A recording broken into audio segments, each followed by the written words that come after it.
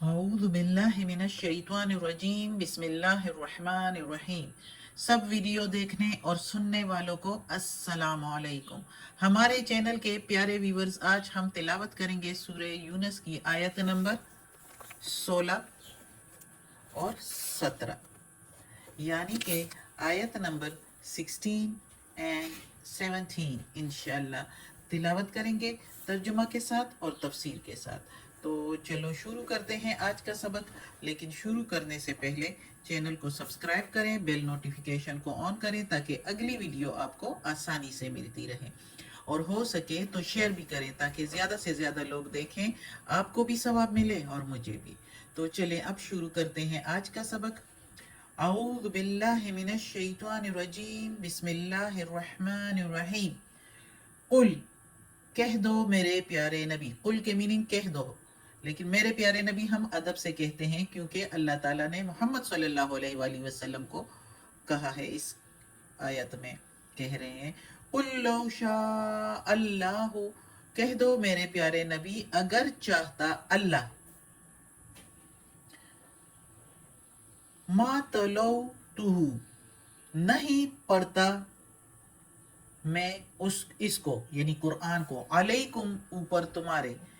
کہہ دو میرے پیارے نبی اگر چاہتا اللہ تو نہیں پڑھتا میں یا نہیں تلاوت کرتا اس قرآن کو اوپر تمہارے یا سامنے تمہارے، ولا ادراکم بھی، اور نہ ہی خبر دیتا تم کو اس کی۔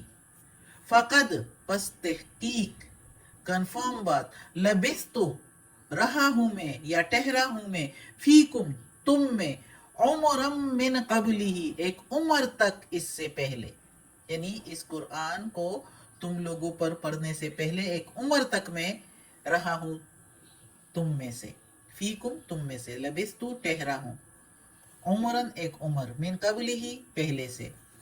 افلا تعقلون، کیا پس تم نہیں عقل رکھتے، کیا نہیں تم کو سمجھ۔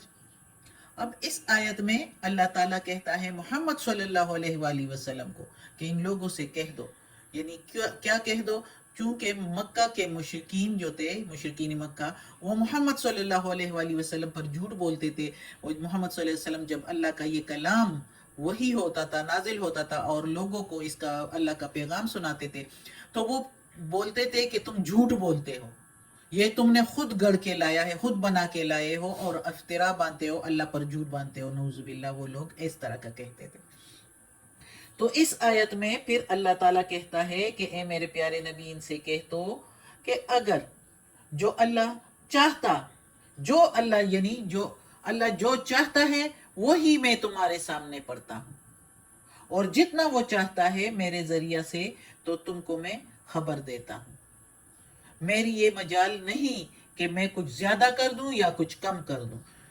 اللہ جتنا چاہتا ہے، جس طرح چاہتا ہے، میں اسی طرح مجھے وہی ہوتی ہے اور میں وہی تم کو پہنچا دیتا ہوں، خبر اللہ کا پیغام تم تک پہنچا دیتا ہوں۔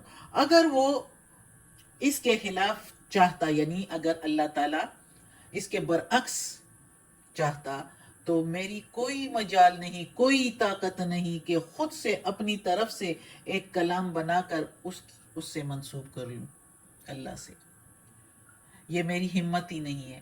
تو آخر اتنی عمر، اللہ تعالیٰ کہتا ہے کہ ان سے کہہ دو کہ اتنی عمر جو میں نے تمہارے اندر تم لوگوں میں رہ کر گزاری ہے، تم لوگوں کو معلوم ہے کہ میں کتنا سچا ہوں، کتنی امانت اور دیانت داری ہے مجھ میں، جس کی بنا پر تم لوگ میرے پاس امانتیں رکھواتے ہو اور مجھے صادق اور امین کہتے ہو۔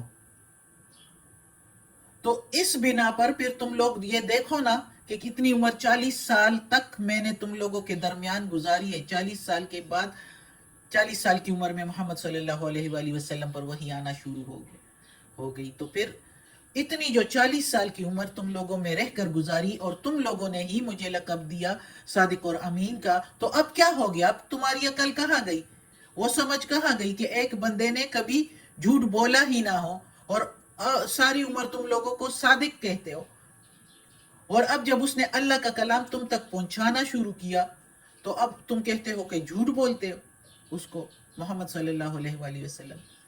اور پھر یہ بھی تو دیکھو نا، 40 سال کی عمر گزاری ہے تم لوگوں کے اندر، تو کبھی کسی عالم سے پڑھا نہیں، کسی مدرسے میں پڑھا نہیں، کسی درسگاہ میں گئے نہیں، کسی مشاعرے میں نہیں گئے، کوئی قصیدہ نہیں لکھا، کہیں شاعری نہیں پڑھی، نہ ہی لکھی نہ ہی سنائی اس سے پہلے. پھر ایسا کلام، ایسا شائستہ شگفتہ روانی کے ساتھ، سلاست کے ساتھ، جس کو سن کر انسان اور جنات سارے حیران ہو جائے. ایسا کلام، ایسا عدل و انصاف اس میں، ایسا قانون، ایسا مکمل قانون، حیران کن قانون جو اس سے پہلے کہیں نہ ہو. اور انسانوں کے ہاتھ جب یہ قانون لگا تو وہ حیران رہ گئے، اور اس سے پہلے کے سارے قانون رد ہو گئے. ایسی حکومت، ایسی قانون، ایسا عدل و انصاف کہاں سے ملتا ہے؟ ایک شخص نے جب کہیں پڑھا ہی نہ ہو، لکھا ہی نہ ہو، وہ خود سے ایسے کیسے لکھ سکتا ہے؟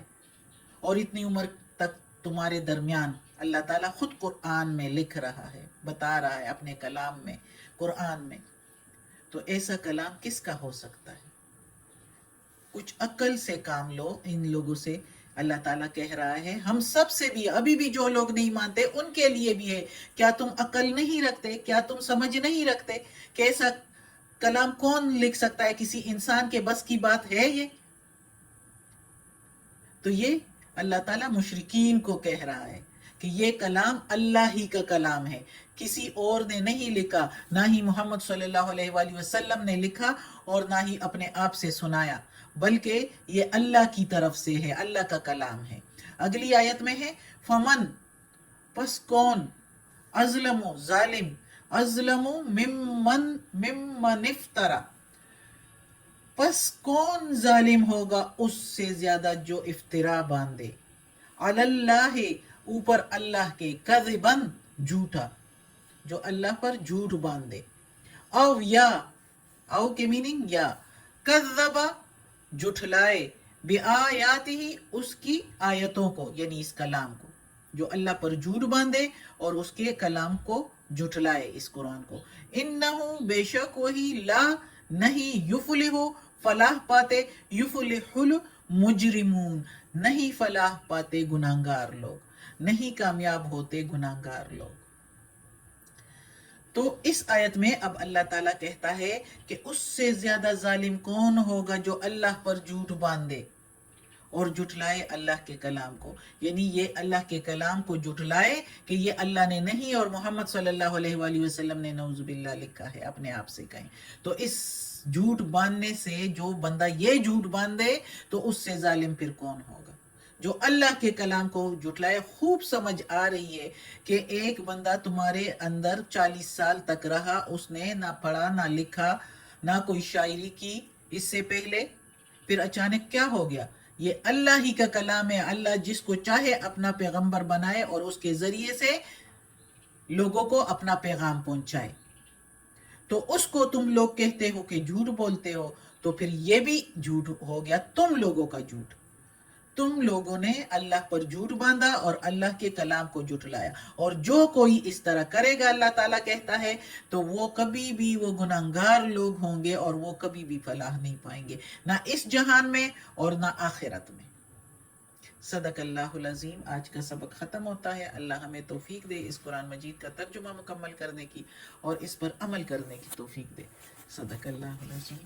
اعوذ باللہ من الشیطان الرجیم. بسم اللہ الرحمن الرحیم. یا اللہ، یا پروردگار، یا رب العالمین، یا مالک یوم الدین، یا علی کل شیء قدیر. یا اللہ، یہ تیرے کلام قرآن کی تلاوت کی ہے ترجمہ تفسیر کے ساتھ. یا اللہ، اس کی تلاوت میں، زیر زبر پیش میں، تلفظ میں، ترجمہ تفسیر میں کوئی غلطی ہوئی ہو تو معاف کر دینا. تو غفور و رحیم ہے، رحمان و رحیم ہے. یا اللہ، یا پروردگار، ہمیں عافیت والے معاملات دیں، ہماری بیماریاں، تکالیف، پریشانی اور برائیاں ہم سے دور کر دیں، اور ہم کو اپنے نیک اور صالح لوگوں میں شامل کر دیں. آمین.